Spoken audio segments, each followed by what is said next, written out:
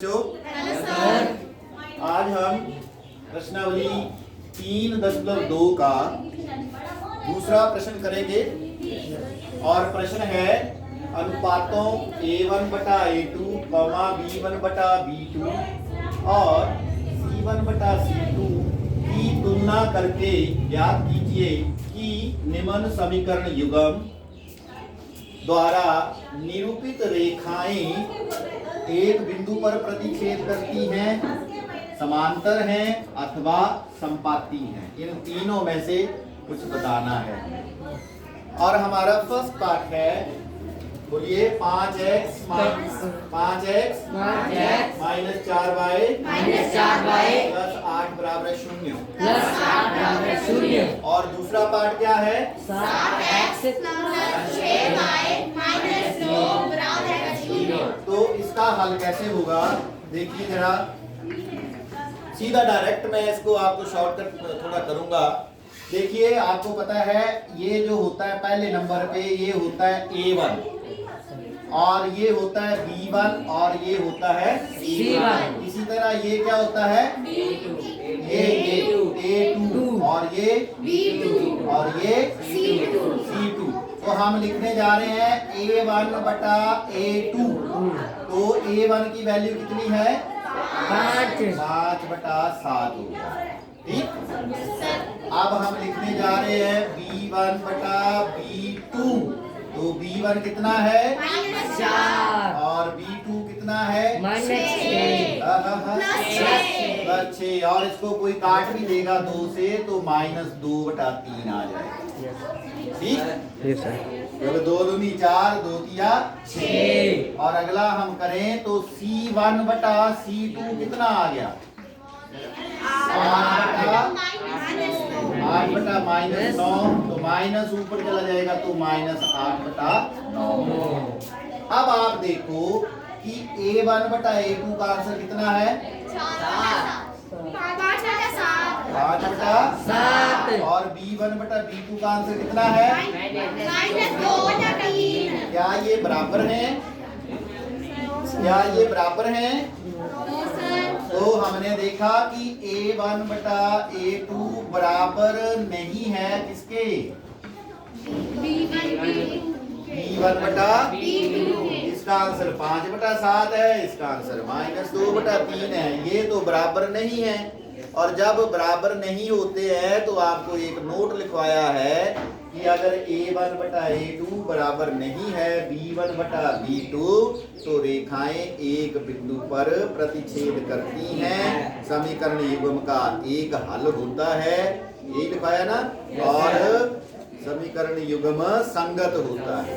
तो उसने वो सारा तो नहीं पूछा है, उसने पूछा है कि बताइए प्रतिच्छेद करती हैं कि नहीं करती हैं। तो पहला नोट जो लिखवाया उसको आप चेक करें। तो देयरफॉर रेखाएं क्या करेंगी? बोलो। रेखाएं एक बिंदु पर प्रतिच्छेद करेगी। तो ये इसका फर्स्ट पार्ट कंप्लीट हो गया। ठीक है। अभी हम इसका सेकंड पार्ट करते हैं। जैसे जैसे करेंगे आपको समझ आता चला जाएगा। सेकंड पार्ट की स्टेटमेंट लिखवाएंगे। 9x प्लस 3y प्लस 12 बराबर है 0। और इसका second 18x plus 6y plus 24 हाँ। अब आपको समझ आएगा और आप खुद ही बताएंगे मेरे को कि सर इसका क्या हल होगा, है ना। अब बताइए a1 बटा a2 क्या है? 9 बटा 18। Very good. कितना है? 9 बटा 18। अगर मैं इसको काट दूं तो क्या आएगा? 9 1 9 9 18। 1 बटा 2 आ गया। अब मैं लिखता हूँ b1 बटा b2। अगर मैं इसकी वैल्यू लिखूं तो क्या आएगा? सभी बोलेंगे क्या आएगा? 3/6। और इसको काटेंगे तो क्या आएगा? 1/2। इसी तरह अगर मैं कॉमा लगा के C1/C2 लिखूं तो उसका आंसर क्या आएगा? 12/24। 12/24। तो 12 एकम 12 दूने 24। तो ये क्या आ गया? 1/2। तो आपने देखा सबके आंसर बराबर आ गए। Yes, तो sir. हमने देखा A1/A2 का भी वही आंसर है जो B1/B2 का आंसर है और जो C1/C2 का, तीनों के आंसर बराबर आ गए। जब तीनों के आंसर बराबर आ जाते हैं तो रेखाएं एक दूसरे के ऊपर चढ़ जाती हैं, संपाती होती हैं। क्या होती हैं? संपाती। देयरफॉर रेखाएं क्या होंगी? संपाती। रेखाएं संपाती। संपाती होंगी। समझ आ गया सबको? Yes, sir. अब हम इसका करेंगे अगला पार्ट, ठीक है? तो अगला पार्ट हमारा थर्ड पार्ट है और आप ही मेरे को बताएंगे कि कैसे करना है, ठीक है? Yes, सभी sir. बच्चे ध्यान देंगे। हाँ जी बोलिए statement. 6x 6x -3y -3y + 10 = बराबर है 0। और दूसरी इक्वेशन क्या है? 2x 2x - y plus 9 = 0। 0। ये हमारी सेकंड इक्वेशन है, ठीक है? Yes, sir. कौन सी इक्वेशन है? Second. अब इन सब दोनों इक्वेशंस को ध्यान से देखिए और मुझे A1 और A2 के बारे में आपने बताना है, ठीक है? अभी मैं एक बच्चे को खड़ा करूंगा, वो ही उसके बारे में आंसर बताएगा। हाँ जी आप बोलिए, बोलो A1/A2 क्या है? 6/2। 6/2। अगर इसको कैंसिल करेंगे तो 3/1 आ जाएगा, है ना? 2 एकम 2, 2 तिया 6। अभी आप बैठो। नेक्स्ट अब बताएंगे B1/B2 क्या है? -3 -3 बटा क्या -y है? क्या है? -1 माइनस से माइनस कट जाएगा, ये भी 3/1 ही आ जाएगा।